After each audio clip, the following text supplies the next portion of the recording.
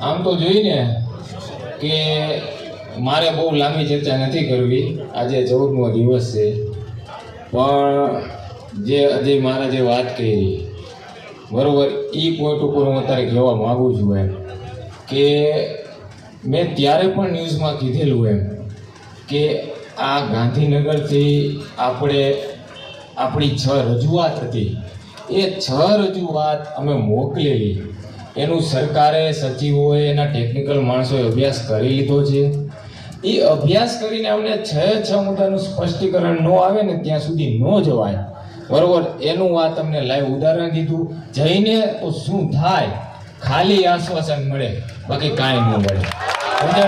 એટલે આપણું ડિસિઝન હતું કે કોંઢવાળા ગયા, વાંઢિયાવાળા ગયા, દ્વારકાવાળા ગયા, પણ આ સરકાર જ્યાં સુધી લેખિતમાં ન આપે ને ત્યાં સુધી જવાય નહીં. નકર એનું જે થયું એ રીતે જેતપરનું હંકેલો થઈ જાય ને વળી બીજા કોઈ ગામને આંદોલન કરવું પડે.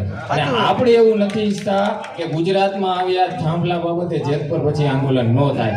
એટલે અહીંયાથી આપણે ખેડૂત માટે સુખદ અંત લાવવા માંગીએ છીએ અને સરકારને પણ વિનંતી કરીએ છીએ, તમે જો ખેડૂત હિતેચ્છી હોય તો સારું એવું બરોબર ખેડૂતોને વળતર અથવા ભાડું મળે એવો પરિપત્ર બનાવી દો, જે કાયદાના નિયમ છે ટેલિગ્રાફ એક્ટ પ્રમાણે સંપૂર્ણ નુકસાનની ભરપાઈ થાય એવો પરિપત્ર બનાવી દો, જેથી કરીને ખેડૂત તમારો પણ આભાર માનશે.